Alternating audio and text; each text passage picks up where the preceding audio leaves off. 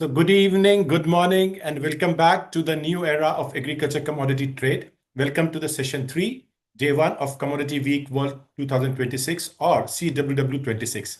Just let me do a visual and mic check. Neeraj, am I audible as well as visible? Yeah, loud and clear. Awesome. So earlier today, this global marathon opened by mapping the massive demand crucible of Asia and Pacific region before chasing the sun westward to dissect the geopolitical and regulatory frictions points across Europe, the Middle East, and Africa. Now, the journey arrives at the heavyweight powerhouse of global agriculture supply. The agricultural value chain has crossed a critical threshold. The traditional playbooks, the one that relies on predictable crop cycles, stable freight corridors, and reliable trade alliances, have officially expired. The markets are no longer observing cyclic corrections.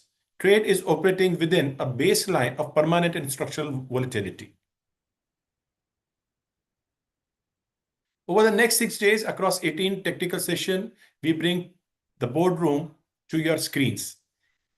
The idea is that CWW26, which is organized by HnyB Tech Incubations, Know Your Commodity, is presented by AgriGuru Online and supported by Kripco Agri, Bajrang Group International, and Bingani Group, along with association partners OATA Myanmar, Ukraine Pulses and Soybean Association, and GOPKI Indonesia, with other institutional partners including Solidaridad and the World Cooperation Economic Forum, with the view that we connect the dots on how sustainability, markets, and the current upcoming crisis, whether it is on the war front or climate, can be taken care of.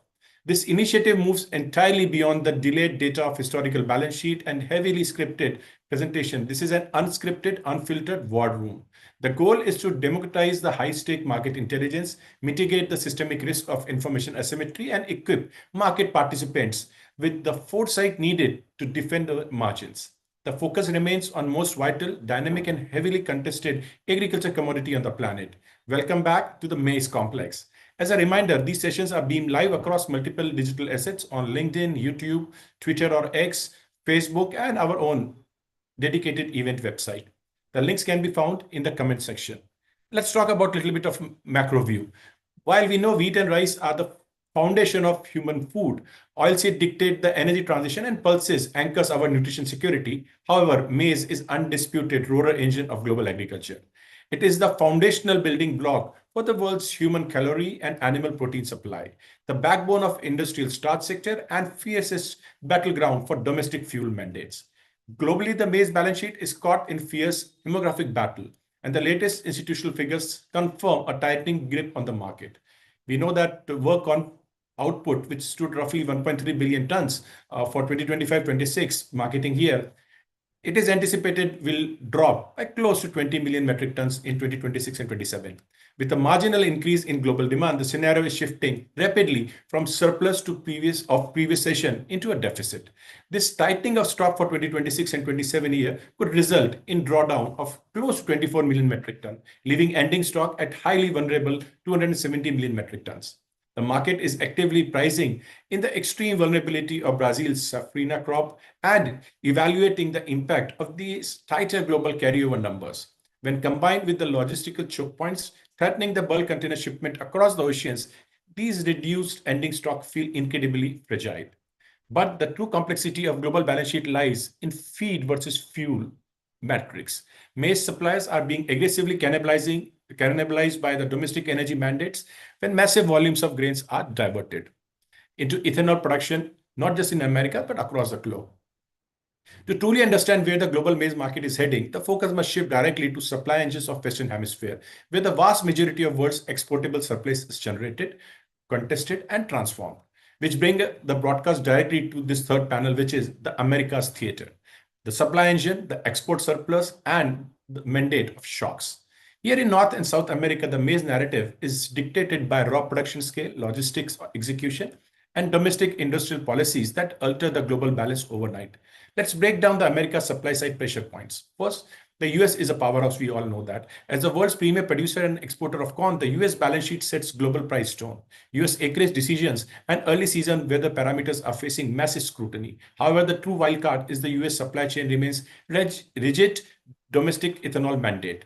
Roughly one-third of entire US corn crop is structurally locked into domestic fuel pool to satisfy blending mandate. This massive non-negotiable industrial consumption effectively anchors in high floor prices. We also need to understand that in this year, we are seeing a lot of stress when it comes to the sowing itself. With high price of fertilizers, we are seeing that sustainability has emerged as a very important factor. Are we going to continue doing farming the way we were doing and don't give focus on reduction on use of fertilizer and be more sustainable? That's very important. Now let's go to Brazil, where we see that Safrinha vulnerability and the logistical race is heating up. Brazil has solidified its position as dominant global agricultural exporter, but its balance sheet is fundamentally dual nature. While the first corn crop serves domestic need, the massive second crop drives the country's export surplus. Of late, we are seeing that the corn export from Brazil is declining because more of corn is now going into domestic feed as well as ethanol. Now, this also brings a very important aspect about the health of the soil itself. We are seeing the degradation happening across some part of Brazil where over exploitation of land is happening. Now, this leads us to the third very important economy in Americas. That's Argentina. Argentina is of late becoming export engine and also a place of policy minefields. We are seeing Argentina keep on changing the policy, but at the same time, increasing its export, and it's trying to fill whatever the gap or the void is being left by Brazil. Highly efficient export machine for global maize is what people start calling Argentina. We are seeing whether it is Europe, Middle East, and Africa, Argentina is pushing through and increasing its share of exports. The day of relying on lagging monthly reports to make multi-billion-dollar procurement decisions are over. Navigating these extreme supply-side volatility requires elite ground-level foresight. That foresight is going to be expected right now. We have an elite strike force of experts on North and South America maize. The panel features originators who manage multi-million-ton physical export campaigns, the analysts who track supply and demand balance sheets on a daily basis, agriculture expert who dive into structural aspect of global agriculture trade, and strategists who evaluate the shift of geopolitics as well as agriculture geoeconomics. The mandate for this session remains identical: no script, no filters, pure market intelligence. So let's get into it. Welcome to the Commodity Week World 2026. Let's officially open the Maize North and South America War Room. I would invite my first speaker, Vanessa Adams. Hi, Vanessa.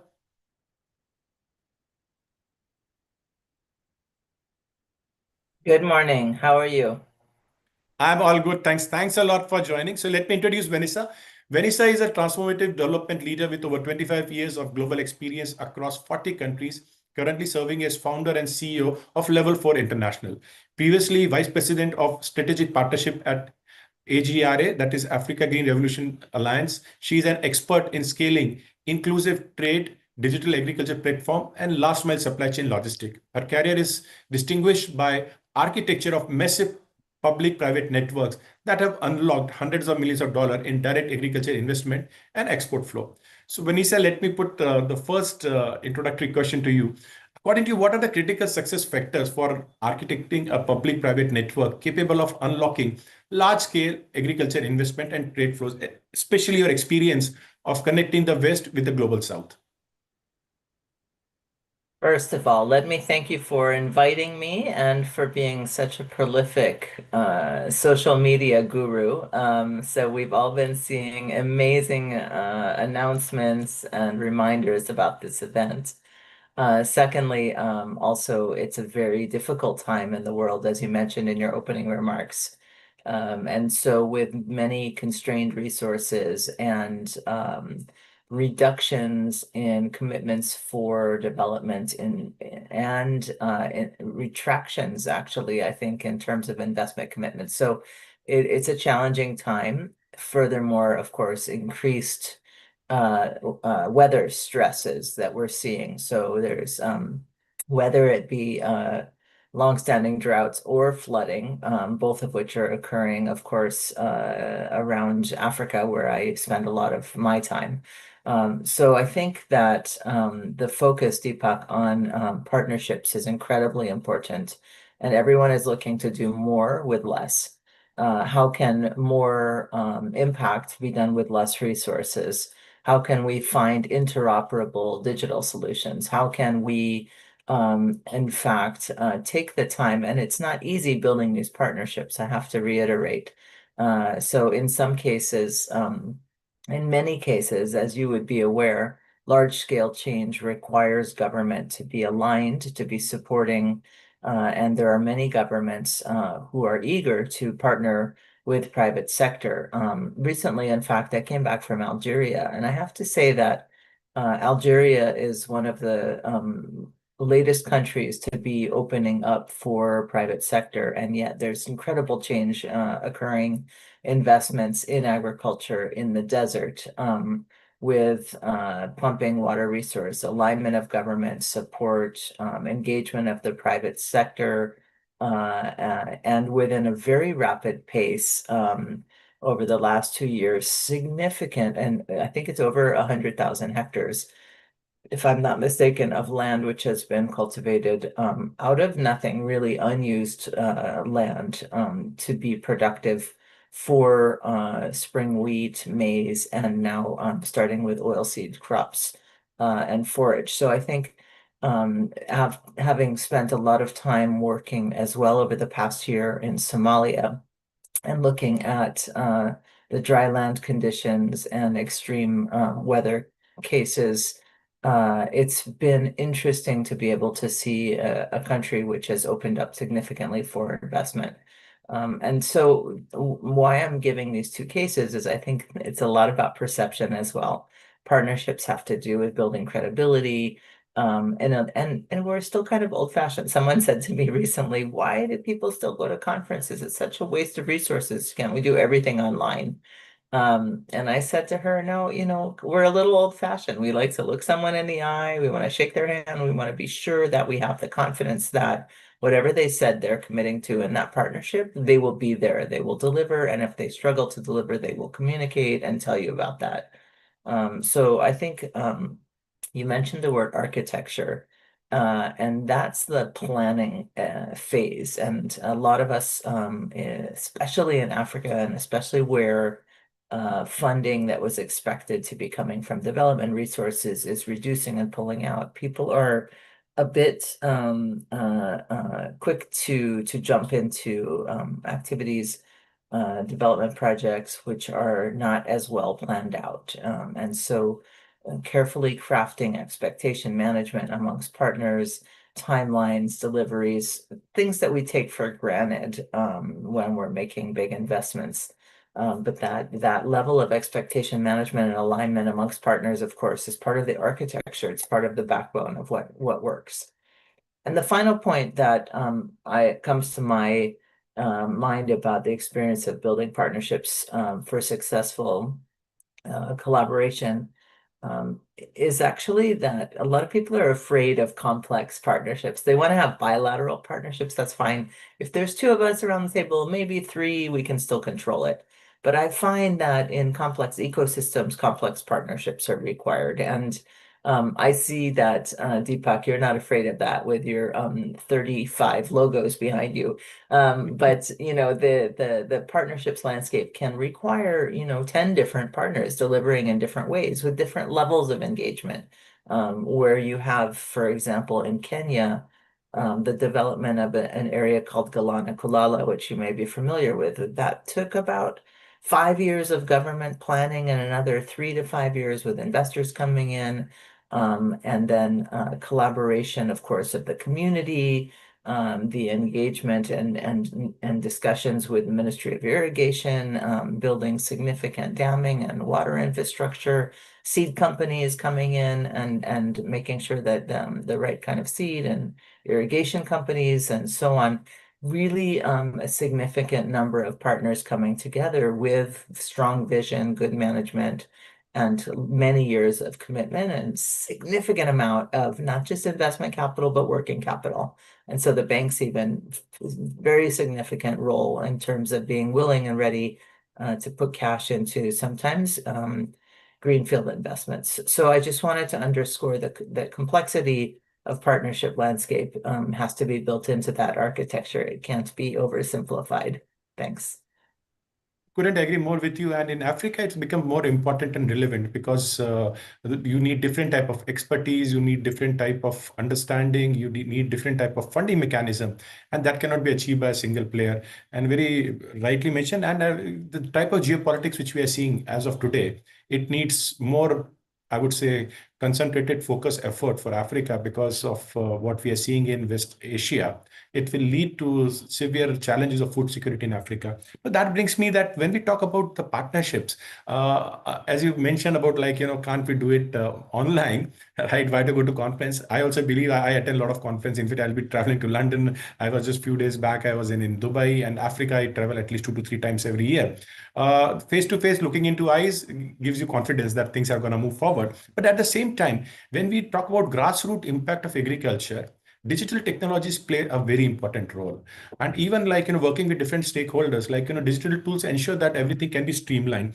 In your view, how do you think that actually digital tools and with your expertise can be leveraged to ensure that we are able to get the result faster, better, and in more economical manner?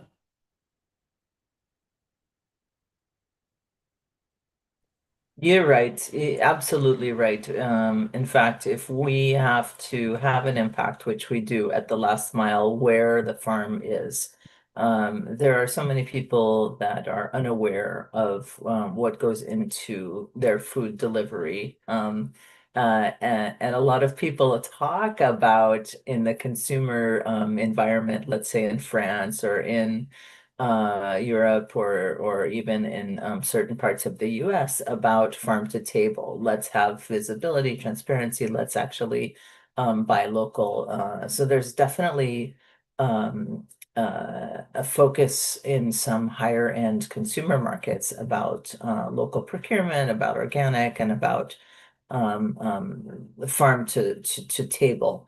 But I always remind people that there's a lot of ideology and idealism that goes into that notion. But if you're hungry, you want to buy the lowest cost food, and you need that lower cost food, and you need staple foods like you mentioned earlier, which come consistently, where you don't worry about food safety. You don't worry about feeding your children with that food. For example, school meals similarly. And so for that to be consistent and regular, digitalization is absolutely critical. And you want both the inventory management, the control points, but also visibility to the last mile. Where is that food coming from? And then now with the EUDR requirements on deforestation reductions, you actually need to track that food hasn't required cutting any trees. And so now we're mapping trees as well digitally, because you can't just map a tree one time. You have to know that every time you go back to procure food, it's coming from land which was not causing further deforestation, and that's complex. That means every year, every crop, every harvest, you're double checking as a buyer, as a supplier, as a sourcing agent. So that digitalization has taken on a whole new level of significance. And I think you mentioned as well commodity price tracking, price volatility, climate volatility. So all of these variables have to factor into digital platforms, both at farm level for decision making when they're going to plant, but also all the way to the buyer level in terms of aggregating sources and making sure you don't have empty shelves in supermarkets, because then you start getting a panic and price speculations and prices start going haywire. So this consistency of trade and consistency of availability of food, the digitalization and the level of sophistication of that sourcing and inventory management and even planting information, right? So you've mentioned soils, and we're going to get into soils later in this conversation, but soil fertility, water availability, moisture content. Today, actually, you can put a moisture meter, measuring soil moisture and actually regulating irrigation systems to very, very exact requirements in fertilization. Even in California, it's by tree, right? So you can have drip irrigation or large pivot irrigation that's actually monitored through digitalization. But the kind of last mile information that we're looking at, Deepak, could even be traced to local sourcing for schools. For Kenya, for example, last month I visited schools which are using a tap to eat digital system where children actually have a phone, a watch that looks like this. I have to have it on my desk. Can you see it? Tap to eat. No. So they go to the canteen and the school meal, and then they tap their watch to be able to eat, and that triggers a payment management system. And now it's being upgraded to even track food nutrition levels. So what did they eat? What was the menu of the day? Because as you know, nutrition is so critical. It's not just about volumes of production, but high quality food and nutrition. So those schools in Kenya and in other countries now, Zambia, Ethiopia are doing a similar type of activity, and we're starting to initiate this also for Somalia. And Benin is also investing in this, which is where schools can actually be a hub for farmers to provide local supply. But that's very, very critical daily feeding programs, 200 days a year where kids eat in schools, right? So you can't just grow maize, one time and then nothing else. And what are your kids going to eat, right? So you have to have a very organized, integrated supply chain, even within local communities. A lot of people think about digitization when it comes to global trade. We're tracking all the ships in the Strait of Hormuz. We're tracking huge quantities available in U.S. warehouses for supply procurements. The soybeans you mentioned, in terms of who's buying them, whether it's China or that's coming from Brazil, Argentina. But we want it to be very also available and integrated locally. I just want to mention one other example. The concept of EUDR was designed so that European importers can assure and guarantee the government, from a regulatory point of view, that trees haven't been cut. And we said, why don't we flip the equation? That's not going to benefit any farmer, right? I mean, if you're an Ethiopia coffee supplier, of course you're not cutting your trees. What are you talking about, right? But they're monitoring that tree, and okay, I mean, there's no place that coffee farmer is cutting down trees to expand his coffee production. That's not going to happen. However, he doesn't get to benefit from that traceability system that's being designed. So we did a pilot in a how shall I say, in a different commodity, which isn't quite regulated the same way, which is the shade tree and the shade nut. And we mapped shade trees to the women who collect from them. And we said, okay, if we can map 100,000 trees, which we did across Ghana, Togo, and Benin, and put it on a digital platform, and then map the women who collect from those trees as a part of that integration. And we collected about 300,000 photos, by the way, of those trees. And then we could digitally also, through AI, identify other tree growing areas where you have dense tree populations.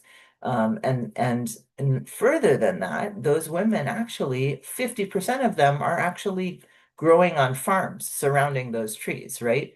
So now we have about out of the 8,000 women, actually 5,000 farms, which are monitored and mapped digitally through polygon mapping. And we can actually then support information to those women, about optimizing their soil production, their fertility. Of course, this all takes time. The point I wanted to make about that is, why can't trees become assets, right?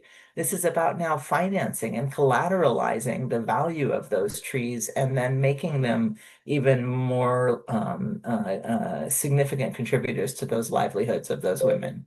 So of course I can talk all day and you have many speakers, but these are things which I find critical, using technology in service of the last mile. Excellent explanation, and examples like, success examples are what actually make everybody excited about taking things forward. Theory, we talk, the great examples you've given. Now, coming to the last question to you, Vanessa, we have seen that there has been overall in past couple of years, a little bit of pessimism when it comes to developmental capital being put into some of those highly needed economies in Global South. How do we see that actually we are able to get back that momentum by ensuring that we are able to show that there is a resilient way of funding those who need it the most?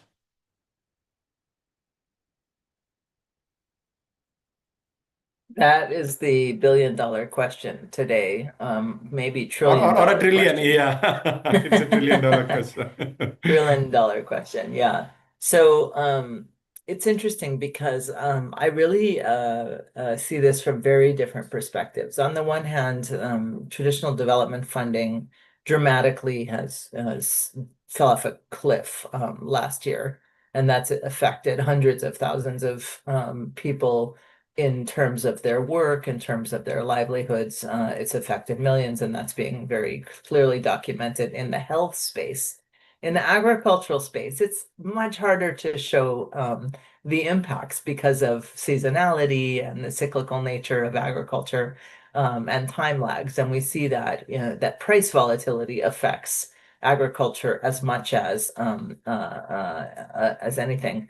And I've been trying to explain the interconnectedness also between development funding and investment in developing economies, because that's a de-risking tool, right? So if you don't have some development funding going in, then of course less investment is going in, because the investment that was coming into developing economies like in Africa is dependent on de-risking tools, whether it be guarantees or first losses or even project preparation funding, right? So projects need preparation funding, and those are high cost in moving to a new country, as you know very well. If you're in the country you know very well, then the development of projects is less costly, but that's not what we want. We want people to be able to diversify their funding and go into areas which are higher risk. But on the other hand, something very interesting has happened, which is domestic resource mobilization, where economies and have adjusted their national budgets. You have people who made, how shall I say, made decisions, ethical decisions, to invest in their own countries rather than outside their own countries. And so you remember Secretary Vilsack, who was U.S. Department of Agriculture Secretary previously. I ran into him in September, and he said, the funding that the U.S. was investing and people that were working from US funding are still there. It's just disorganized. It's not going through the same channel as previously. So you have to be very creative to know where philanthropic funding is coming from, or high net worth individuals, or even platforms for fundraising and mobilization. It's a lot of work, but if the actual capital is dissipated, didn't go anywhere. It's just in a different form. So there's people who are becoming much more creative in their fundraising. But I also want to underscore Germany has become the #1 development funder globally. And so the way Germany is investing in development is also evolving, I think. And recently, if for those who've tracked the World Bank spring meetings, there were new coalitions around investing in water globally, and Germany was front and center, really leading that conversation in a very proactive way, which I was very impressed with, I have to say. So I think it's also shifting power, because development funding is not just about development, as we know. And so I think there's going to be a lot more South-South cooperation, Deepak, and a lot more domestic and local investors investing in their own supply chains, local foundations stepping up. And we've been starting to see some really interesting diversification of types of funding sources. So I'm not a pessimist. I keep seeing many reasons to be incredibly optimistic and seeing things. People are extremely resourceful and creative, as you know. No, I totally agree. Thanks a lot, Vinisa. And in fact, of late, I've been involved with a couple of foundation, Empowering Farmers Foundation in Africa, where Global South-South Cooperation, India is sticking their neck out and trying to help in agriculture, both in form of expertise as well as capital. With that, thanks a lot for your intervention. It was a pleasure having you on our webinar, and looking forward to have such more conversation going forward. Thank you. Thank you, Deepak, and to all your organizing partners. And I look forward to hearing from the other speakers. Sure. So now we go a little bit deeper or dig a little bit deeper, because we all know that resilience, sustainability, and soil is very important. So we have our next speaker, Dr. Yashpal Sharawat. He is a world-renowned soil scientist, currently serving as a global director for resilience and environment at International Fertilizer Development Center, IFDC. Over an illustrious career that included leadership role at ICARDA, IARI, and ERI, he has published over 80 peer-reviewed papers on conservation, agriculture, and natural resource management. His expertise lies in developing climate-resilient cropping system, managing precision agriculture innovation, and framing policies that balance global food security with sustainability. His expertise become more important as we talk about the serious shrinking usage of fertilizer because of high cost. We've already seen 70% increase in price of fertilizer across the globe when we talk about urea, and already we are seeing phosphorus and potash also going that direction. I would like to welcome you, Dr. Yashpal. Pleasure having you, sir. Thank you, Deepak. Thank you so much. And good morning, good evening, and good afternoon to all your colleagues based in different continents at the moment. And thanks to all your partners also and having me here on this webinar. Thank you so much. Perfect. So, sir, I'll straight away get into the first question. How can international policies be framed to successfully balance the urgent and immediate need for global food security with long-term environmental sustainability, and at the same time also looking at how do we reduce the usage of chemicals in our agriculture? Thank you, Deepak. And it is such a vast question to answer, but let me try to summarize it. And before I go into the details, I would like to give some of the figures that the American continent, whether it's North America or Latin America, is having on the fertilizers, because that's the key area where I am working as on today. So America is such a big country. They are importing almost fertilizers of $9 billion US annually. And currently the government has made fertilizers as a national security challenge for them, and they have put phosphorus and potash into the list of critical minerals. So that's the importance of the fertilizers. And recently they have formulated a policy that within the country they have increased the nitrogen production by 30%, phosphorus by 200%, and potash by almost 300%. You also talked about Brazil as the biggest powerhouse for the maize.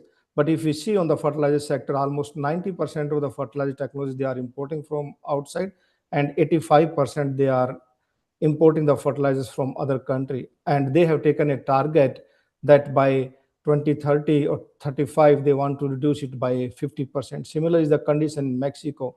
There is a deficit of almost in most of the Central American countries, and Mexico almost $1 billion is their budget for the import of the fertilizer. So that's a scenario. But let me come to the two other aspects also, that it is not about the food security, environmental security. Now, two other key aspects are there. One is the nutritional security, and my colleague Vanessa has talked about, and specifically in African continent and in South Asian condition, that becomes important. And also economic security, especially for the smallholder farmers. So if we see the global paradox where we are moving, we have to feed today, as of today, almost 8 billion of people while preserving our soil, water, biodiversity for our future generation, and enhance nutrition and make agriculture more economically sustainable for the smallholder farmers. And when we talk about the policies today, those are fragmented. If we see most of the developing world, those are mostly inclined towards increasing the production, not towards environment and economics or the nutrition. But these are not competing as such. These should be codependent to each other. And what has happened when we have just emphasized on the productivity increase? Currently, almost 24 billion tons of the fertile soils annually is being degraded. More than 2 billion people are still malnourished. So are we moving towards a sustainable production system? And conversely, when we see the conservation part, we exclude most of the smallholder farmers in that one. The poverty is deepening, and with these geopolitical scenarios, the complexity is wide. So we are into a trap of unsustainable food production that harms the environment, but the conservation without livelihood support harms the people more. So we need the solutions that are more simultaneous than sequential in nature. If we talk about 21st century, what is required? We need integrated solutions for that one. that the policies must be simultaneous, not a sequential based, where immediate food and nutrition security should be the target, along with regenerating our environment and making economics more sustainable to the smallholder farmers. And I will give an example, 4 examples of what at IFDC we are doing as on today. In the last 50 to 60 years, in the public sector, the IFDC was the only center which was working in the fertilizer research and taking the technologies from IFDC to the developing world. But the scenarios have changed because each country, each region have their own specific problems. So we cannot have a global thinking and the global solutions. Now the thinking is that we should have a global thinking and expertise, but said that should be utilized at a local level. Solutions has to be utilized at the local level. And why we are going for that one is the scientific study has shown that almost 50% of the population alive today is because of the increased production by applying the fertilizers. But there is contrary to that one, that fertilizer is high in demand than the supply, and only 5 countries globally, they are producing almost 60 to 70% of the fertilizer. So most of the countries are the importing countries. So there is a need that we use the local resources. What we are exporting as on today, we are not exporting grains. When we talk about the commodity which you are talking about, that maize is being exported into biofuels or to other countries, or from the rural sector to the urban sector, we are also exporting the plant nutrients with them. So we are moving them from the rural sector to the urban sector, from one country to the another country. So how to make those resources within the country? So we are going for a decentralized approach, and this global network of fertilizer innovation center now is going to be a replica of IFDC in India, Brazil, Mexico, and 3 other African countries, so that we can have global solutions through the localized approach and use most resources which are country specific, waste to wealth based approach, circular economy, the crop residue, the chicken litter, uh, the fly ash from the molasses, and all those. So those can be reduced, so that we can reduce the import, we can cut the transport emissions, and these geopolitical situations, we don't fall into the trap of that one. The second key approach is that you must have heard about the 4R approach of the fertilizer, that is the right source, right rate, right time, and right place. So we are transforming into a system-based approach, where we are moving towards a 8R approach. The first 4 are the same, that is the right rate, right dose, right time, and the right place, but linking it the localized resources also, that is recycling the residues within the or the waste which is available within the country, so that that waste can be converted into the efficient plant nutrients, waste to wealth based approach. Rebuilding our soils, regenerate it through the microbial enhancement, biofertilizers, and keeping crop residues. AI and machine learning are coming at a fast pace. So how to use that one, and how we can provide a real-time record-based agro advisories to the farmer. And in that way, we can make our whole system more resilient. Mostly when we talk about resilience, we mostly talk about climate only, but we have to make our system more resilient to climate, to geopolitics, to the market system, and to the value chain shocks that we are having as on today, so that this 8R approach will make more local adaptation, local responsive agriculture, and address the multiple stresses within the system. And then we are developing the soil health policies for different country. India is the first one, and it will be a historical moment for India, that hopefully in June or July sometime, the Indian soil health policy will be developed and released by the Honorable Prime Minister. Many countries have soil policy, but soil health policy is in itself the first. So we are creating it at that soil should be a national asset and a living asset for the country, and farmers should be the custodians of that one. And like we check our human health on a regular basis, we should have a soil health metrics for that one, which should be checked after every 5 to 10 years. And we should reward to our farmers who help us to rebuild or regenerate the soils and make it to sustainable, whether it is on the climate variability, the pest pressure, disease, and market shock. So that reward system has to be brought, and we are trying to build up on the existing infrastructure as on today, and then converting into subsidy to an incentive based system. And when we talk about all of these things, these are simultaneous, not sequencing. These are putting forward soil and farmers at the center. This is a global cooperation and the local ownership based. This is scale on the existing scale and infrastructure, not something new, and these are measurable. So the bottom line, I would like to say that it is something where the farmers can produce, can prosper. We can ensure the food security, environmental security, nutrition security, and also the awareness of the farmers, and we can build the nation. Thank you very much. Thanks a lot, Dr. Yashpal. Actually, in fact, you have answered all my 3 questions in a single go. but mesmerized, I didn't want it to stop you because, your flow was so, I would say, well contextualized, starting from the soil, connecting the rural livelihoods, farmers' well-being, food security, policy, and finally coming to a success case. Just last one small question, sir. When we talk about maize needs a lot of fertigation, right? And maize is also, we are seeing there is a shrinkage of the yield and possibility of a little bit of supply shock. In such scenario, suddenly what happens is that I'll give example for countries like whether it's the US, Australia, or India.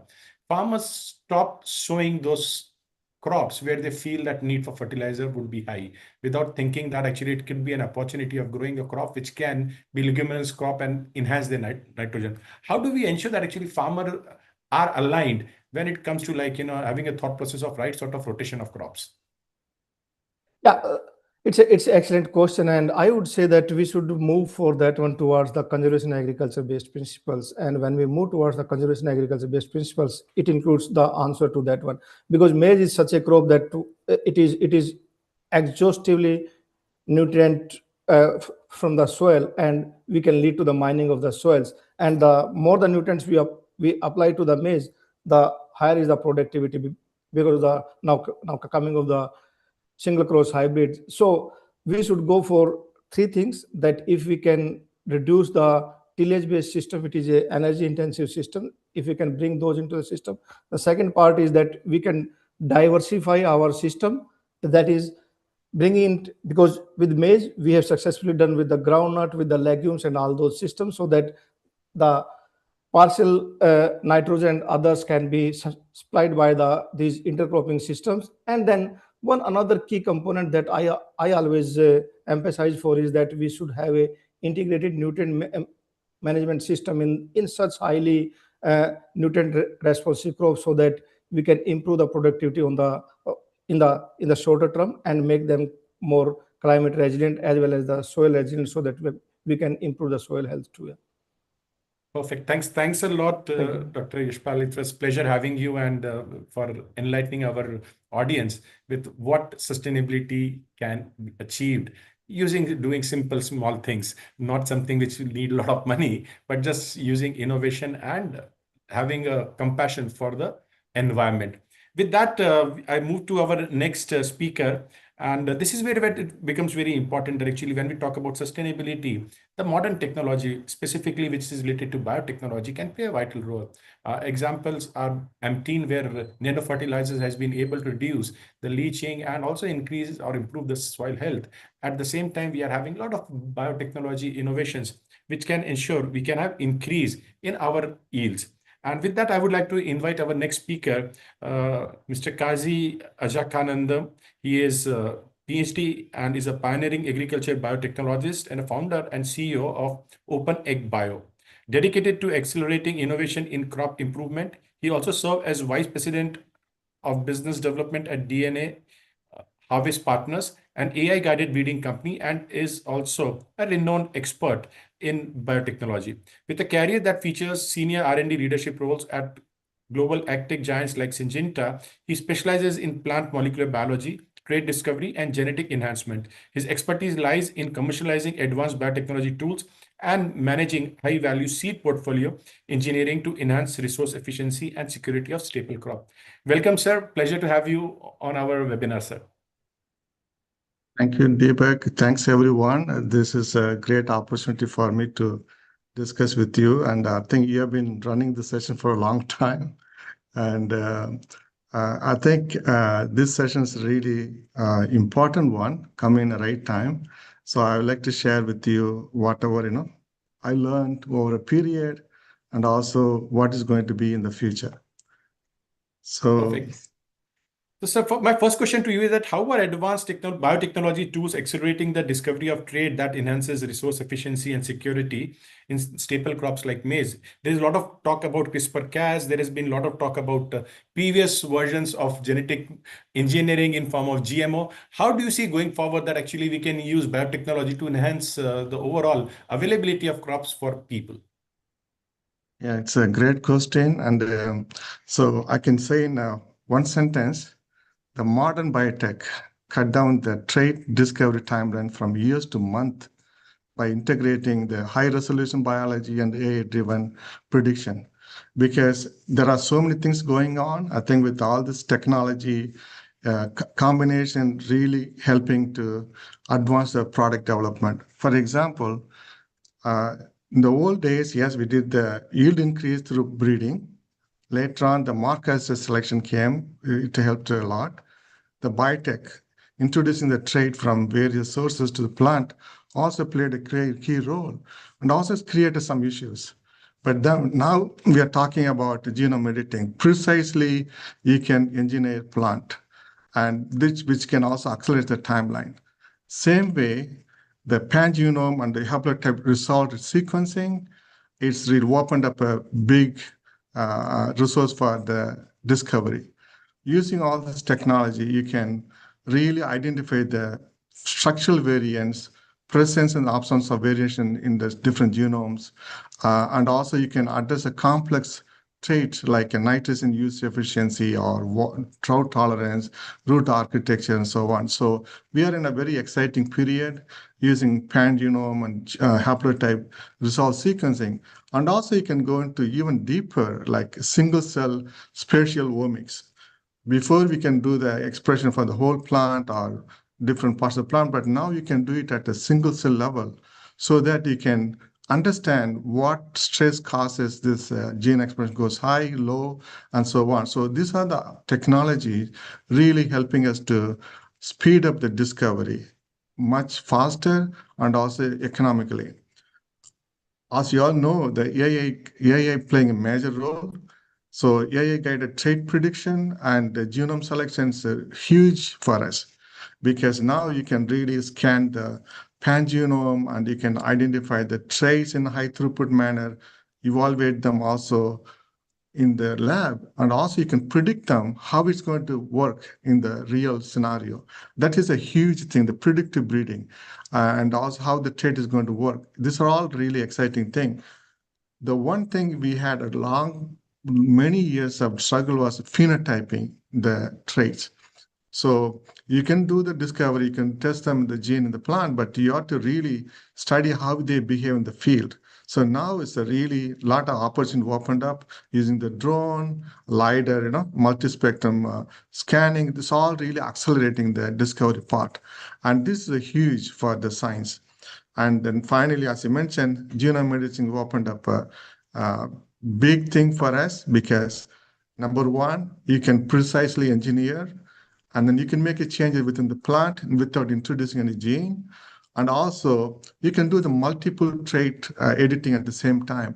Because if you talk about water drought tolerance or nitrogen use efficiency and so on, it's all involved with the multiple genes. So that it's not possible to every time you clone a gene and express 5 or 10 different genes in an optimal level. But with the genome editing, we can do that one, genome editing or base editing. So there is a lot of things opened up. So what I'm trying to say is overall, the technology is there. It can really accelerate the trait discovery and the validation. By doing that one, you're cutting down the number of years and also cutting down the cost significantly. So this is really a good place to be in. And moreover, as the previous speaker talking about various challenges going on the global, but we want to make the plant sustainable. We can make the plant take care of by itself by modifying various traits, various alleles, and so on. So it's a great that we have technology, we can address the issues effectively. Very well articulated, Doctor. And Dr. Kasi, actually, we know that technology sometimes is not a challenge, but still things doesn't scale, right? CRISPR-Cas has been discussed for a pretty long time, and still it is restricted to very few crops, right? One or two experiments or commercialization in soybean somewhere, a little bit of maize somewhere. But when we talk about like, the scaling it of these technology, there are various hurdles. According to you, actually, what are those hurdles, and how do we address them, whether it is from the regulatory aspect or whether it is about like, the intellectual property aspect? How do we solve this big problem? Because end of the day, it is about humanity. Feeding people is most important thing in this world. Nothing else can be.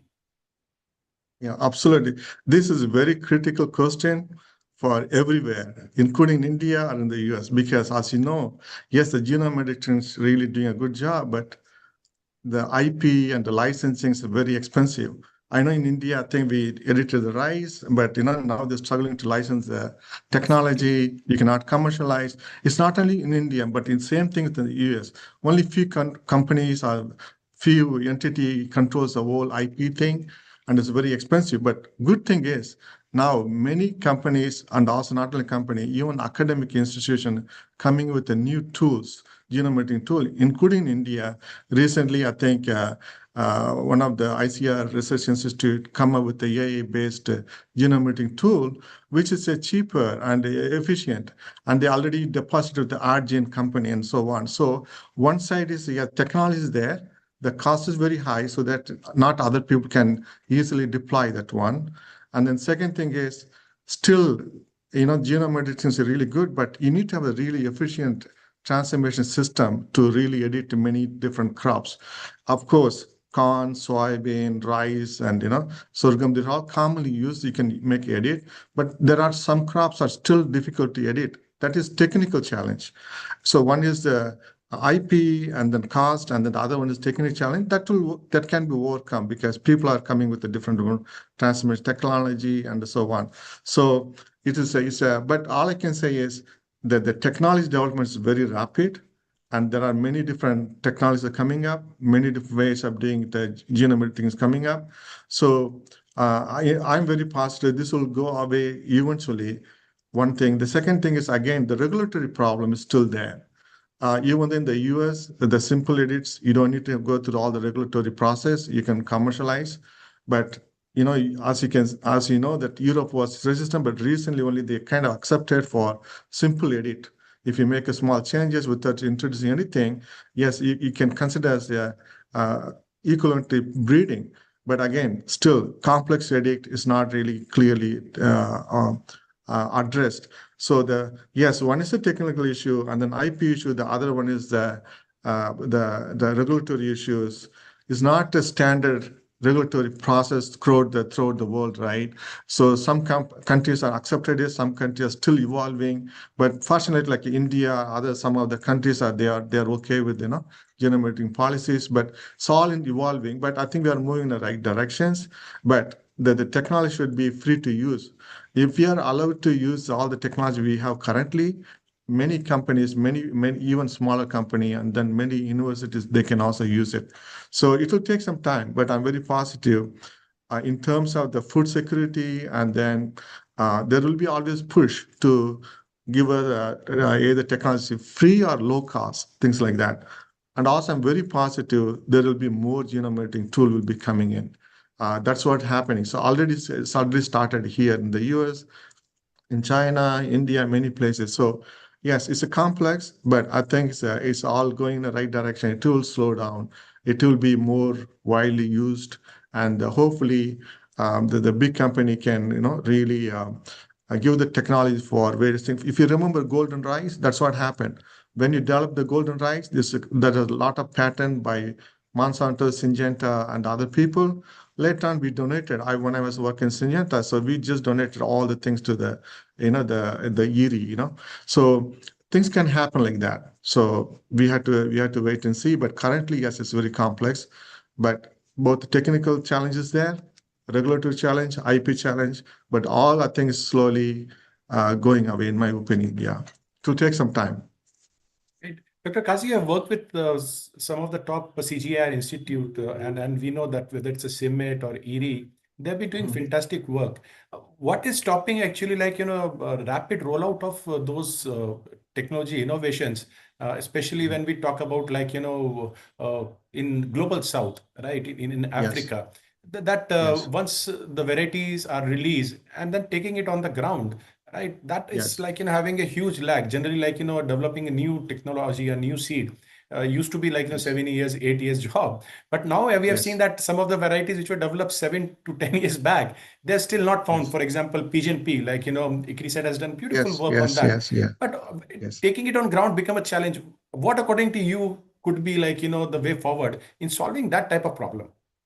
Yeah, so this is absolutely right, and I've been to all kind of things. But actually, to tell you the real story, I used to work for Mexico in India, and I was one of the PI, and then the BT eggplant growing in Bangladesh come from my team.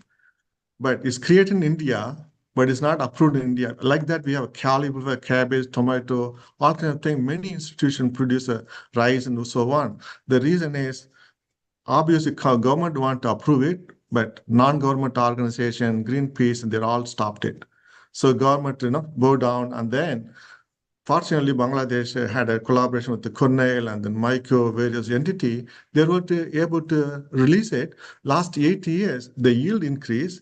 Instead of spraying 60 times per season, they spray only few times. So it's really, actually, I did a case study. I presented this to a study in the FAU last year in Rome. So yes, technology is there. Why? The country is not able to approve it because of the resistance from the public as well as from the non-government organization. Number one. It's the same thing for in Africa. Africa really needs a lot of climate resistant crop. Now I know, as I said, CGI organization. I know my friend works in CIMMYT. He is a genome editing lead, and the same thing with ICRISAT, other people. The thing is, it's also policy. Each country has a different policy. They're not ready to accept it, even though it's already demonstrated. It's a safe to consume, good for the farmers. There are so many advantages, but some reason public acceptance is not there. It's the same thing with the Europe, right? So they never accept any of the GM crop, and it's only they use them for animal feed and so on. But now slowly changing because two reasons. One, what they're saying is me also, if the consumer sees a benefit, direct benefit for them, like if let's say if I eat the fruit, I get like a multivitamin, for example. If it's a direct benefit to your health, your yeah, think then maybe things move forward. But more of it's about the regulatory policy and also the countrywide policy. It's all complicated. Now things have changed in China. Before they've been banning all the GM other thing, but now they've opened up. Now it's just every company is now they're sending their thing. So it's coming down to the country level, people level, consumer level, and also the all the NGOs who really think that the all modified crop or genomic crop is not safer for humans and environment, which is not true because this has been proven. Last 30 years we've been consuming GM crop. Food is safe. This to demonstrate there's no single incident if somebody consumes the food, GM genetic modified food can affect the health or anything like that. So there's a lot of sciences there to tell. It's all about perception and the policy and then acceptance of the various technology. These are the cause actually preventing. There's a lot of crops already edited waiting to be approved, but it's not been approved. That's because of the policy and then acceptance of the consumer acceptance. These are the issues. Dr. Kazi, in fact, the day actually I was injected with a vaccine, I myself got genetically modified, isn't it? So I don't know, how I'm not sure you're the genetically modified. It's not integrating your genome. This is very important because if you think that you're genetically modified, you're you're different. I don't think any human approved so far. No, Especially I living mean, thing.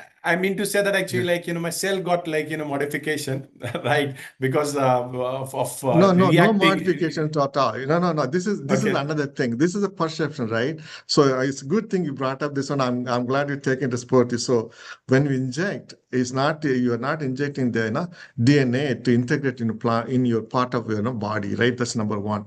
Whatever inject is produce antibodies, and then is to take care of any pathogen comes in and it gives a resistance, so on. So this is completely different, right? It's just nothing. Yeah. But you are taking it because you want to save life. Exactly. You take the vaccine. Why? During COVID time. You want to save, you want to live longer, you want to run the big company, right? All the things. So you want to see the benefit, then you take it. That's what happened. But even in the US, some people, they don't want to, take a vaccine. They say, no, I don't want.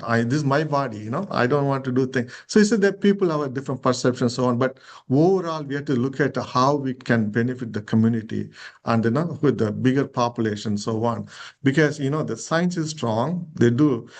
Even for me, when I worked in a previous company, in order to commercial one product, we spent like 13 to 15 years. We spent $200 million.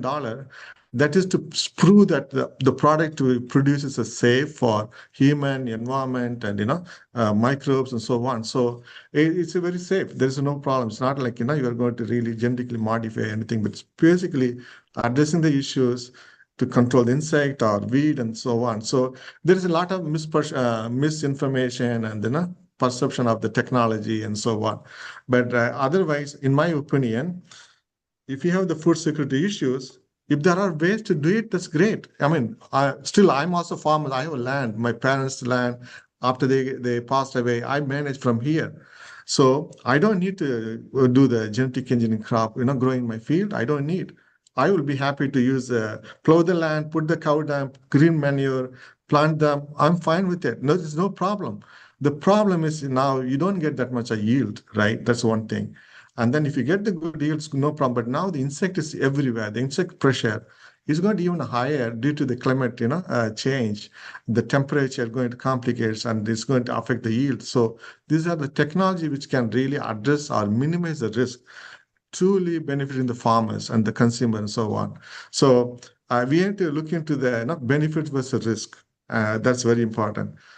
Anyway, so No, thanks a lot for correcting me, because when we listen mRNA vaccine, I thought it is going to be impacting my DNA directly. Thanks a lot for clarification. No. And as you rightly said, like, misinformation. So sometimes, like, Yes.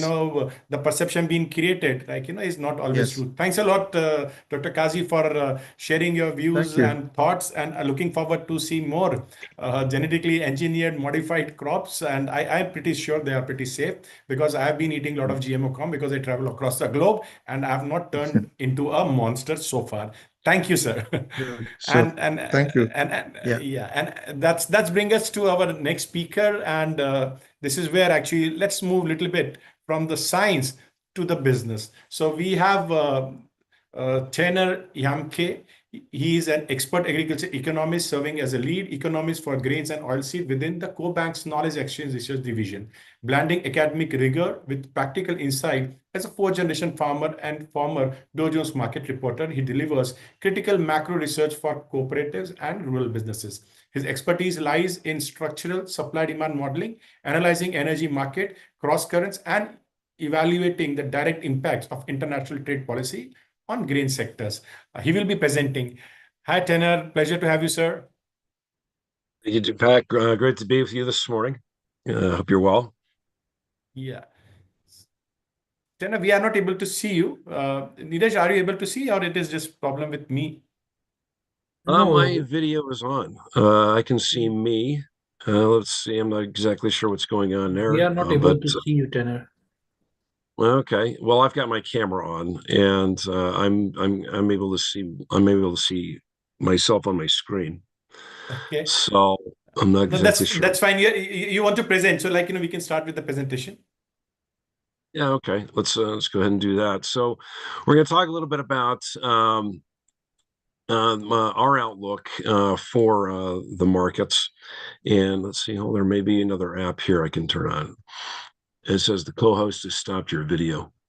So anyway, So obviously we've got some challenges here globally in terms of what's going on with fertilizer. There's been a topic here that has got a lot of people concerned about what's going to be happening with global food supply and availability, and what this means going forward, specifically on yield. And Deepak, it says here I'm not able to share my screen. So, but at any rate, suffice to say, the situation as it is right now in the Strait of Hormuz doesn't look to be changing anytime soon. Can you try again sharing a scheme? Actually, just something popped up. Allow. I've done that. Can you just try to share again? Yeah. Okay, let's just try this one more time. And let's see. I think we're ready to go here. All right. Can you see that, Deepak? Nothing so far.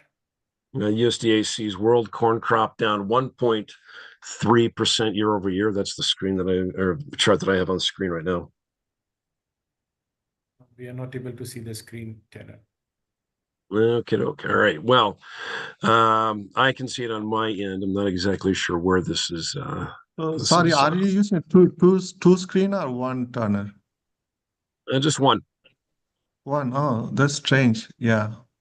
But we don't even see your face. So something is it your camera's on the laptop? It may be sometimes my camera's on. Okay. I can see me. I can see. I'm looking at my video right now. Okay. Well, I guess we can. Yeah, sure. Yes. So carry on, Tanner. I think, or you can just like email file to Neeraj. He can run presentation for you. That is also fine, if that works. Okay. Perhaps we can try that. Well, at any rate, we have a concerning situation building right now, which also coincides with El Nino. We have a super El Nino this year, so we are looking at this situation unfolding, potentially of a double whammy, if you will, in certain parts of the world where you have not only just high fertilizer prices, but now you have some uncertainty of what's going to happen on yield over the changing environment. And we're specifically looking at what's going on in South America, and specifically Brazil and Argentina. And then also we want to throw in there Mexico and obviously the United States.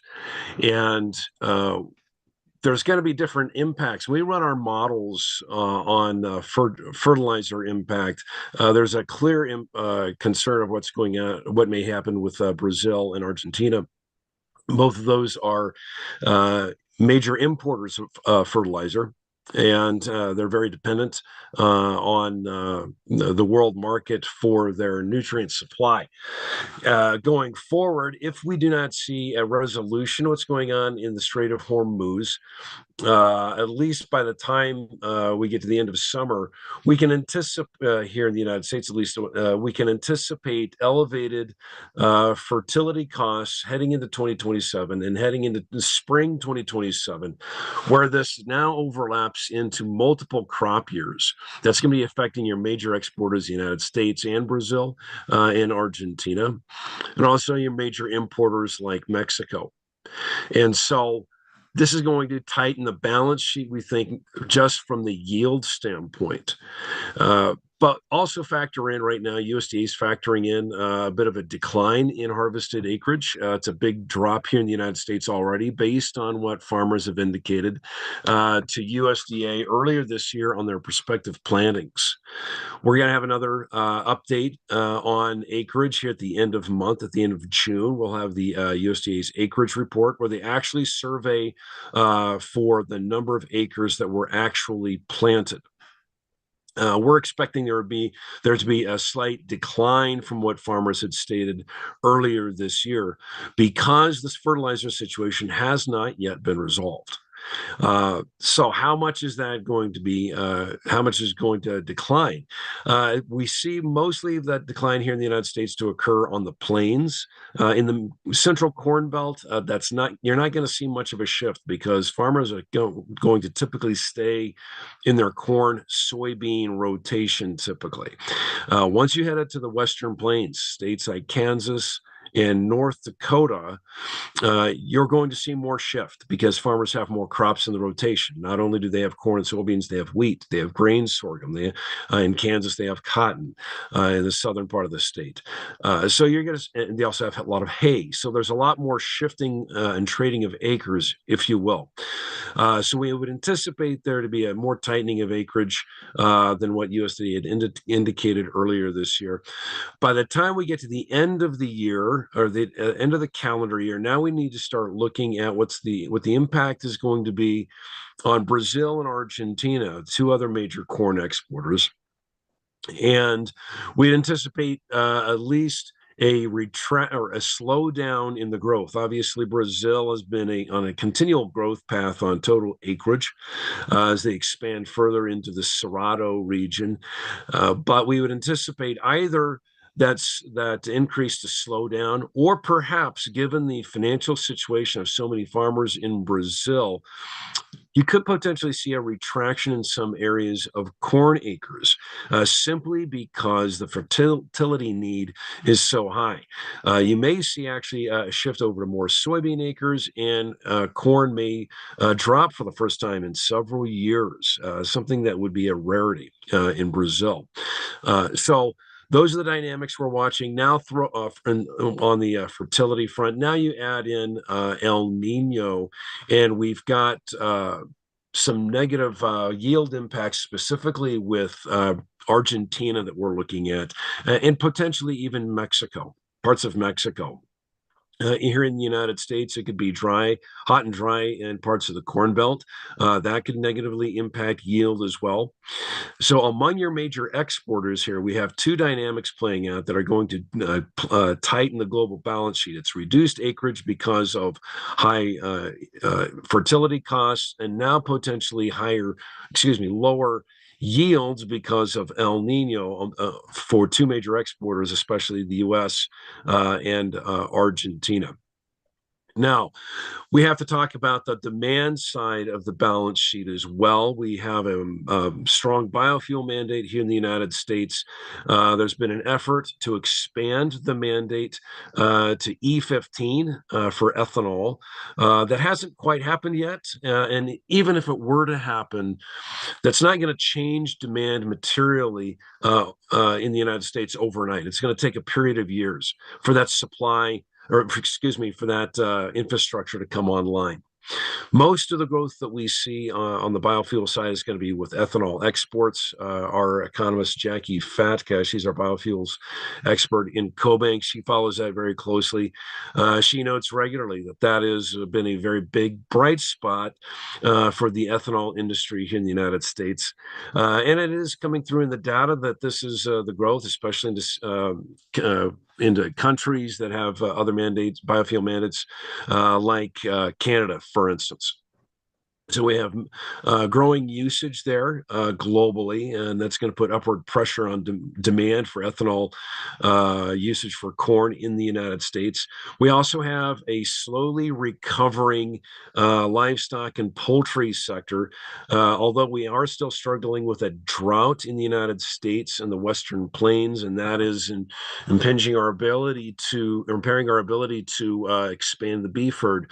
We are seeing a continual increase in the chicken and hog sectors, and that's going to put further upward pressure on feed demand as consumers in the U.S. and around the world continue to consume more animal protein. So as the animal numbers and and poultry numbers increase in this year and into 2027, and as we continue to increase ethanol usage, we're going to put upward pressure on total demand.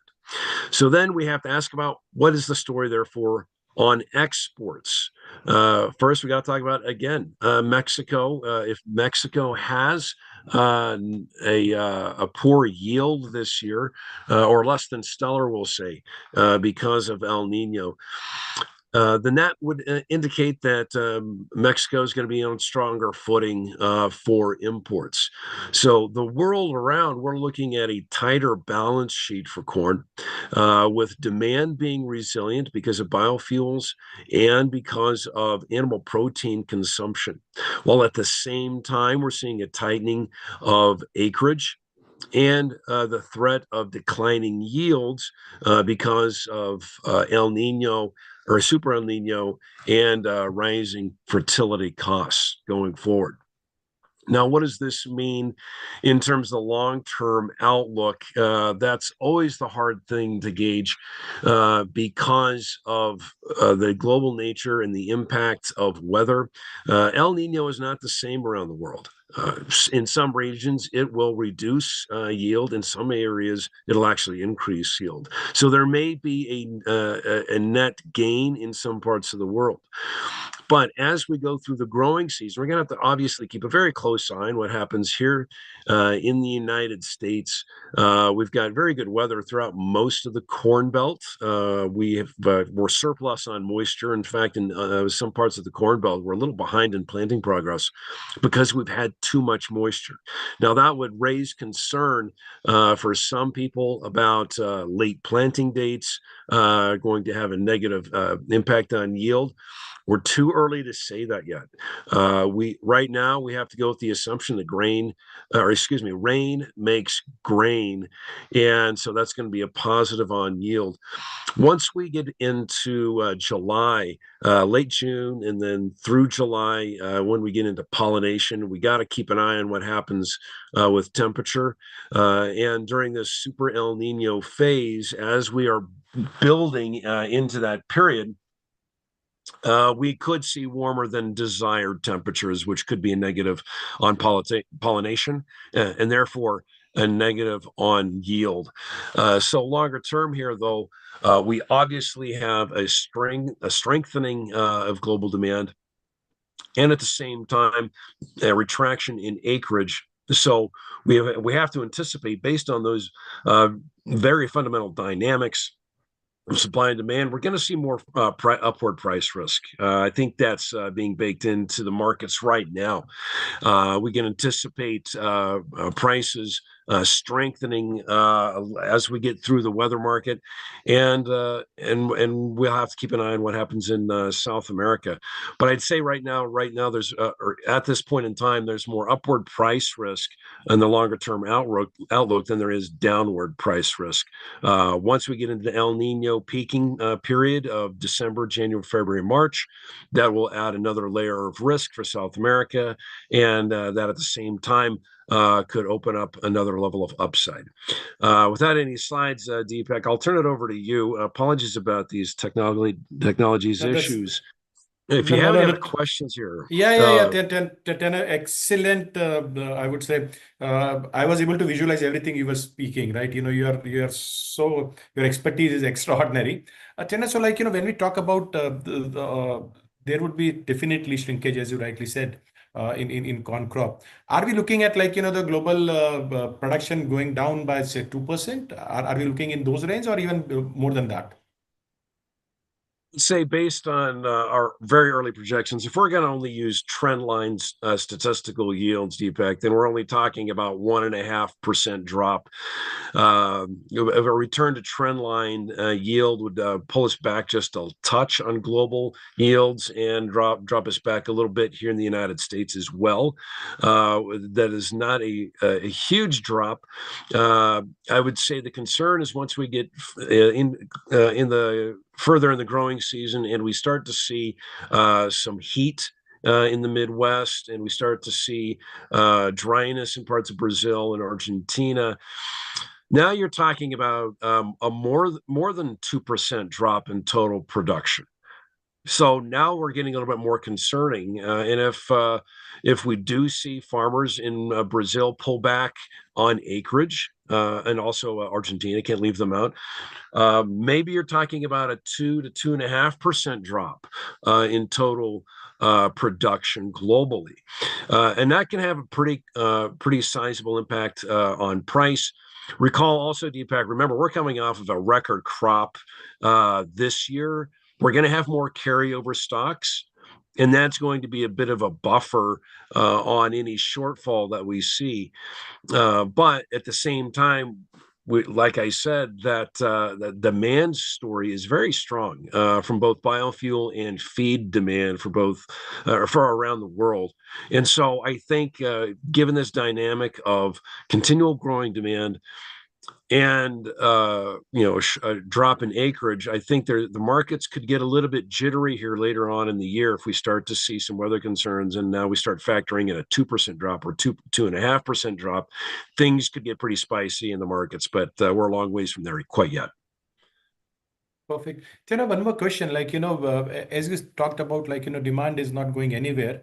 And at the same time, when we look at another geopolitical angle, US and China, do you see that actually, because China has committed $17 billion and that is not possible to be achieved without export of corn.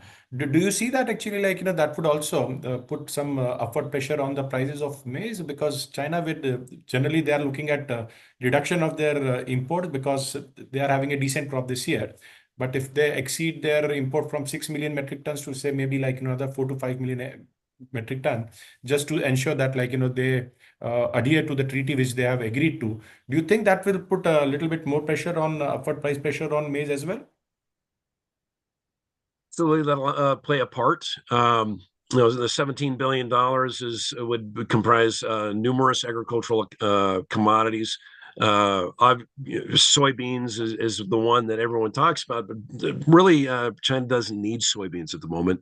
So then it turns to the corn issue, or perhaps wheat, or maybe other crops or other commodities like animal protein or dairy products. That could be in the mix as well. But corn is clearly front and center as one of the commodities that China could be importing. We're not seeing a material step forward in that direction quite yet. The market is waiting for proof of that happening. Recall last time, Deepak, we had an agreement with China going back in the first Trump administration. There's the phase 1 agreement for China to buy a certain amount, a dollar amount, and they never followed through on it. Never quite followed through on it completely. And so the market it has that in the back of its mind, that an agreement is nice, but it's not demand until it's bought and shipped. We have to have that happen for the market to really be convinced, I think. Now, the markets will respond to headlines of China buying corn from the United States, but it's going to need confirmation of those shipments. Keep in mind, China's hog herd is in oversupply. They are surplus on feed. Any purchases that they make will likely be political in nature, not necessarily supply demand focused. So I wonder about the capacity for China to lean into those purchases when they don't really need them. I'm sure there will be some politically made purchases, but the size of those purchases would be my first question. My second question is the actual shipments of them, because purchases can be shipped or canceled or switched to other countries. So a lot of things, there's a lot of ifs in that statement about China buying from the United States. It ultimately has to be shipped for the market to believe it. Perfect. Thanks a lot, Tanner. It was a pleasure talking to you. And believe me, you have clarified situation so well, we all of us, without even the presentation, we were able to visualize it. But definitely we look forward to get your presentation so that we can share with the audience. Thanks a lot for joining us. It was a pleasure talking to you. Thank you, sir. Absolutely. Have me again. Please have me anytime. Okay. So now we move to our last panelist today. So we are having Jade Volanin. Jade is a trade analyst expert serving as managing director of Trade Data Monitor LLC in Washington, D.C. She specializes in translating massive cross-border custom database into actionable intelligence for institutional clients, multinational corporations, and major government entities like USDA. Her professional expertise encompasses global trade flow methodologies, platform optimization, and policy analysis, making her an indispensable authority on tracking of global commodity movements across Americas, APAC, and globally. Hi, Jade. Can you hear me? Good to Hi. see you. Hey, how are you? Yes, I'm doing well. How are you? All good, all good, all good. So Jade, thanks a lot for joining. Let me put up the first question to you. So how is the translation of massive cross-border custom database transforming the way multinational corporations track and forecast physical commodity movement? Because you are sitting on a gold mine, it seems, in today's volatile conditions. Yeah, absolutely. And thank you all again for having me today.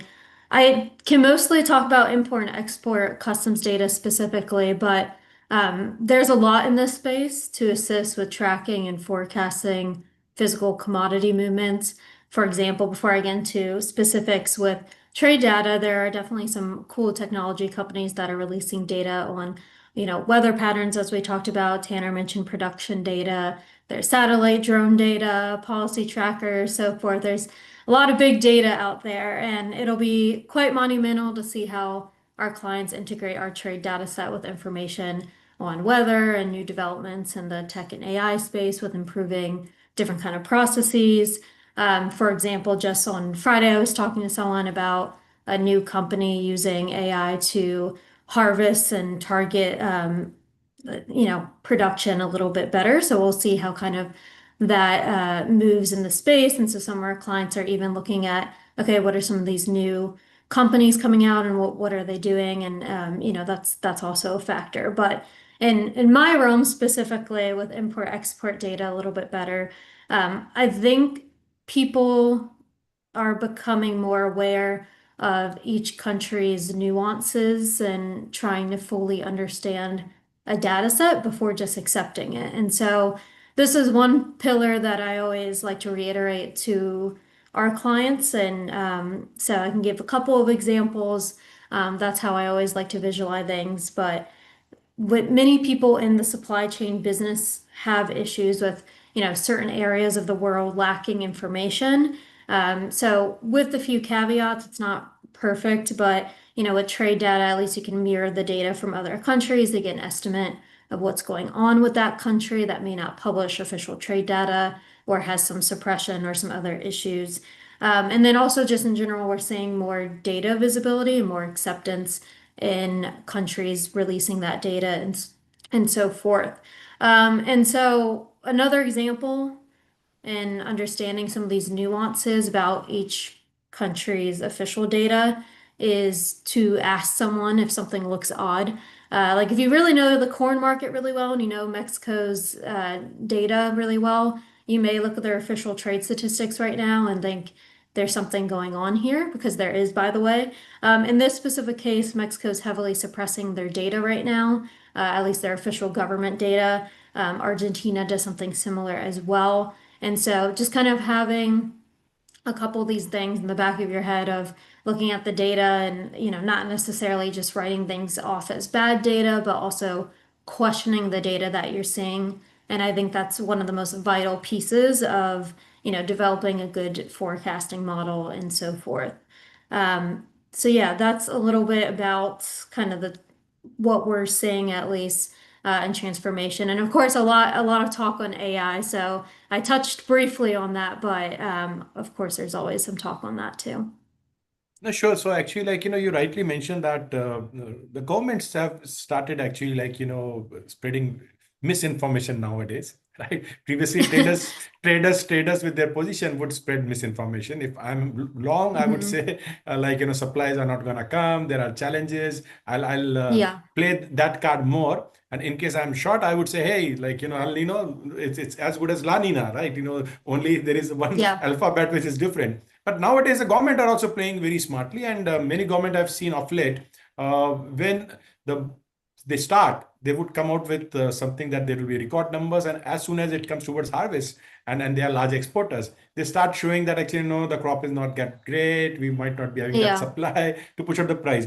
Now, in this scenario, you rightly mentioned that actually talking to experts and getting that data, and in fact, trade data sometimes don't lie, right? And shipping data doesn't lie. And when the people file their custom data, right, there actually that gives you good assumption. How we can use, or are you using AI-based tool to finding those outliers in any way? A lot of our clients are using AI to kind of point out some of those chokehold points. And we need to make sure that the data, looks accurate. There may be a couple of data points here and there that come out. So at least on our side, we're not going to hold up an entire data set because of one single point. But what happens a lot is a lot of our clients and analysts, well, if they're a huge dairy analyst, they know the dairy market really well, and so Netherlands may publish, a next month of data, and it may look, quite off. And so something that we do is that we go back to the official government sources that publish the customs declarations, and we say, hey, you may want to take a closer look at that, and then we obtain those official revisions as they come out.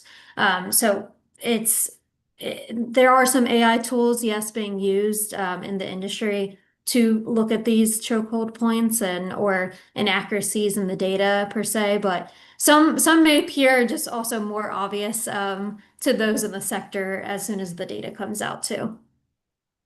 Perfect. So according to you, what would be the specific global trade flow methodologies are proving to be more reliable than others in gathering right sort of intelligence amid the current geopolitical crisis and the policy shifts? It's just not US. You see that the policy shifts are all across. Tariffs is becoming a tool to achieve geopolitical strength. So in this environment, which specific methodologies you believe that actually are the most resilient one and will give the best intelligence? Yeah, well, clients do use our official trade database as a form of true setting, but there are some other data sets that update a little bit quicker. Like, I can quickly mention that, ship tracking has obviously been a huge topic of discussion recently. But, again, speaking back to my point, at least with the official import and export trade statistics and us having 99% of global trade flows, people tend to use our data as a form of truth, if you will, of what's being shipped out and coming in. So there are always some chokehold points. For example, Russia stopped their flow of trade data back in 2022 and has not published officially still. And you could potentially look at what's happening in the Middle East currently and see if there's also going to be some of those countries that stop publishing data. But I did mention mirror data earlier, and that's been a huge help for a lot of the clients when trying to roughly see what's going on for the Russian markets and who they're trading with and things like that. But I think, like I said, understanding each country's methodology, going back to your point, is vital, and also just understanding trade data methodology in general. And then if you're looking at production data, understanding how that's collected, basically understanding the collection methods behind each data set. For example, like in trade data, just imports being country of origin, typically exports being last known destination. Imports tend to be a little bit more accurate. These are some things. But even within, for example, the EU, there are multiple models for intra-EU trade, and a lot of people don't know about that. And we see, some reports that come out, and we see inflated numbers for like Netherlands and Belgium, since those are the, biggest ports in the EU coming in. So since, some of these reports are looking at the data, and they're looking at actually Eurostat data, which is country of dispatch for intra-EU trade, they end up seeing these inflated numbers instead of looking at the true import figures. I know we're talking about corn today mostly, but if you ever want to take a look at Germany Eurostat versus Germany customs data, and you'll see if they import from bananas. It's the easiest example in the book because you understand that certain things cannot be grown in certain areas. So it's a very clear example if you compare those two versions of a country. So understanding general trade methodologies and then taking a step further to learn the country's nuances and potentially various versions can be super important. And also clients are leveraging more specific data nowadays, looking into the specific ports, seeing what's being re-exported versus domestically exported, seeing transport modes, stuff like that. So since our data is official, people use it in their forecasting models as a sense of truth. And like I said, we're constantly, updating, checking for revisions, things like that.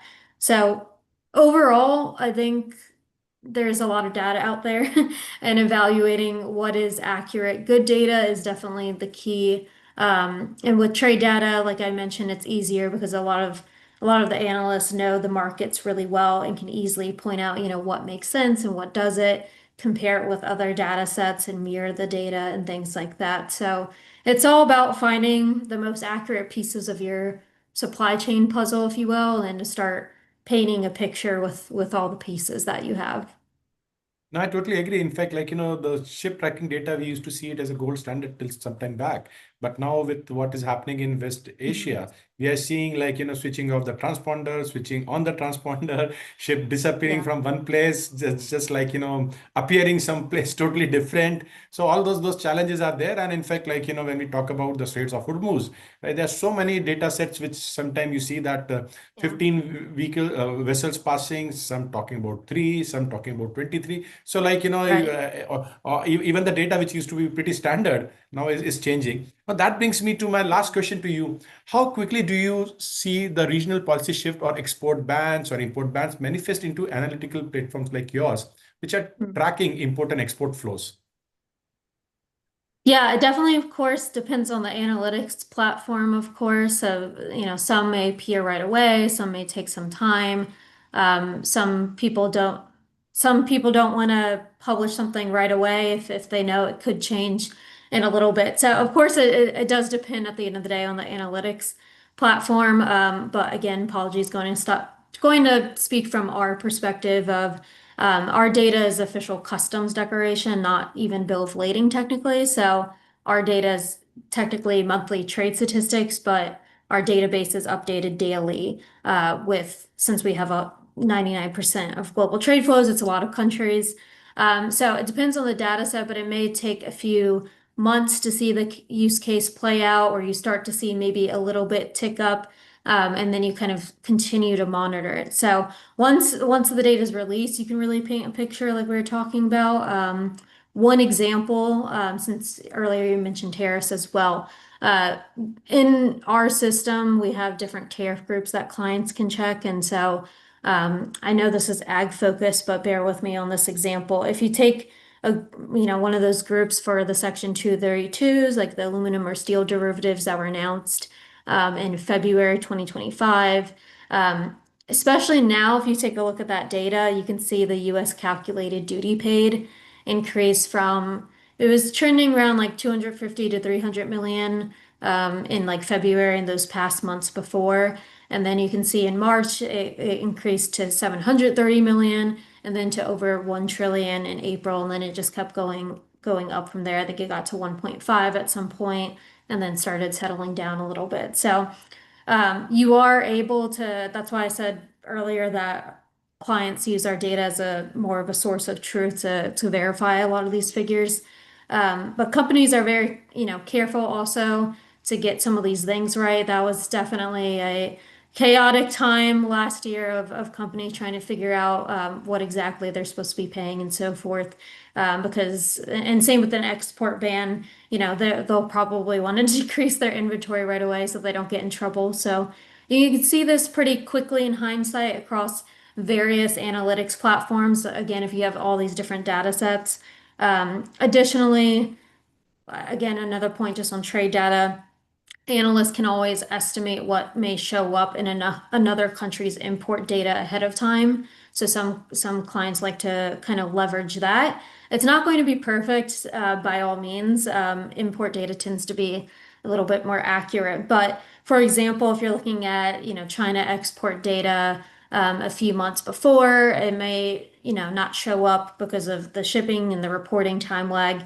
May not show up on the U.S. port side and their trade statistics in a few months. So people may leverage China data ahead of time to start, reporting faster and start painting this picture. Another good example is Brazil, just because they publish their data very quickly.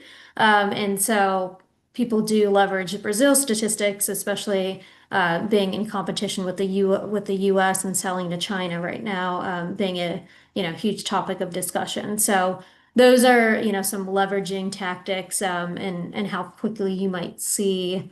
The answer is it depends. It depends on the analytics platform, and then there's some that are a little bit more estimated if it's maybe right away. Like you were mentioning, it can be you can see those changes happen quite quickly. And then others that may take some time, but it's a little bit more confirmed figures. Perfect. Thanks a lot, Jane. It was a pleasure talking to you and explaining the nuances of trade data, which can actually help traders take right position, and right information is very critical, as we in the start of the session itself we said that. Thanks a lot. And with that, we come to an end of this third session on Maize. As you started early in the morning, 9 a.m. IST, moved towards Europe, Middle East, and Africa, 9 a.m. GMT, and 9 a.m. New York time. We started with Americas, and we are wrapping it up now, close to, if I'm not wrong, it's 10:30 odd. I would like to thank all our audience, our speakers, our partners for this excellent day. Tomorrow, a new day, a new commodity. We will be talking about wheat, Asia Pacific, and moving then to wheat and rice for Europe, Middle East, and Africa, and ending the day with America talking about wheat and rice. Next 5 more days are going to be very exciting. Today, we enjoyed. I surely enjoyed. I learned a lot, and looking forward to see you again tomorrow. Do join us. Looking forward to see you. Good night. Take care. Bye.